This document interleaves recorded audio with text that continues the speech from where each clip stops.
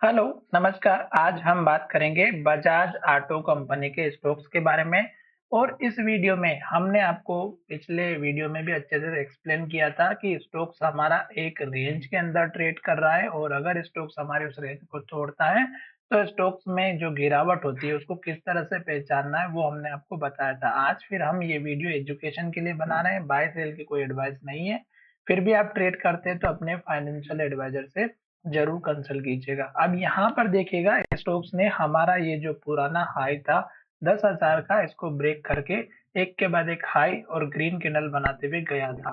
तो आपको यहाँ पर अगर कुछ समझ में नहीं आता है तो मैं वीकली चार्ट में अच्छे से एक्सप्लेन करूंगा ताकि उसमें क्लियर कट इंडिकेशन दिखाई देंगे। यहाँ पर आपको कुछ भी नहीं करना है। जब स्टोक्स हमारा इस तरह की एक के बाद एक हाई और ग्रीन कैंडल बनाता है तब तक हमें स्टोक्स में बने रहना है, बिंदास बैठे रहना है। जब स्टोक्स हमारा यहाँ पर अगर आप देखेंगे तो एक के बाद एक हाई और ग्रीन कैंडल बना रहा था, यहाँ पर इन्वर्टेड हेमर बनी थी।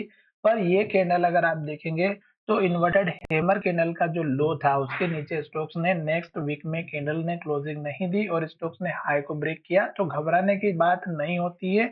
उस केस में आपको थोड़ा सा सतर्क रहना है बस। फिर देखिएगा यहाँ तक स्टोक्स ने हाई बनाया, ग्रीन कैंडल बनाई।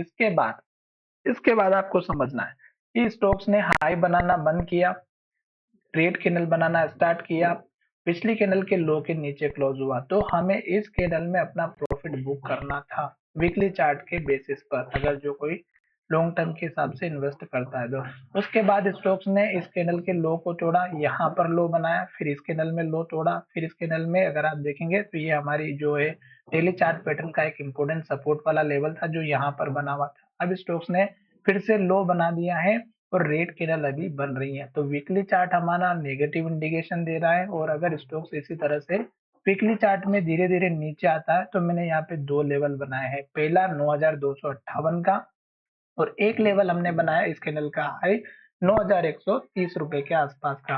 तो ये एक इम्पोर्टेंट लेवल है जो कि वीकली चार्ट के बेसिस पर है। अब हम चलते हैं डेली चार्ट पे। वीकली चार्ट हमारा नेगेटिव इंडिकेशन दे रहा है। अब हम आ चुके हैं हमारा फिर से डेली चार्ट पे। तो डेली चार्ट में हमारा वही सिंपल सा नियम रहेगा कि यहाँ पर अगर स्टॉक्स ने एक के बाद एक ये जो सपोर्ट वाला लास्ट का लो था इसको तोड़ा और स्टॉक्स ने यहाँ पे बड़ी गिरावट दिखाई और स्टॉक्स ने इस सपोर्ट लेवल को भी तोड़ दिया जो लगभग हमारा यहाँ पर बना हुआ था 10,780 का। जब स्टॉक्स ने लेवल तोड़ा और सपोर्ट लिया हमारा इस कैंडल के हाई के आसपास का, जो मैंने यहाँ पर ड्रॉ करके रखा हुआ है, और जब ऊपर गया तो फिर से प्राइस को रिजेक्शन इसी कैंडल के लो का यहाँ पर रेजिस्टेंस लगा टारगेट और नीचे की तरफ आया।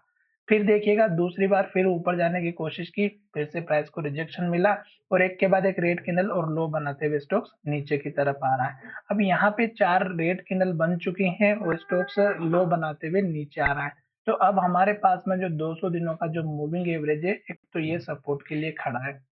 दूसरी बात, मैंने यहाँ पर कुछ लेवल से ड्रॉ किए हैं, जैसे कि इस कैंडल का लो 9,370 के आसपास का, ये एक हमारा लेवल है। एक लेवल और भी है पर ये थोड़ा सा इम्पोर्टेंट लेवल है क्योंकि स्टॉक्स ने इस कैंडल का जो हाई बनाया था ये भी हमारे लिए इम्पोर्टेंट है। पर हम मान के चलते हैं कि स्टॉक्स अगर इसी तरह से रेड कैंडल और लो बनाते हुए आ रहा है तो कोई दिमाग नहीं लगाना, जब तक नीचे आ रहा है आने दीजिएगा। टारगेट की अगर हम बात करें तो छोटा सा टारगेट आप इस कैंडल के हाई का रख सकते हैं 10,038 का, और अगर स्टॉक्स इसके ऊपर जाता है तो फिर आप टारगेट रखिएगा इस कैंडल के लो के आसपास का जो लगभग हमारा 10,340 का है।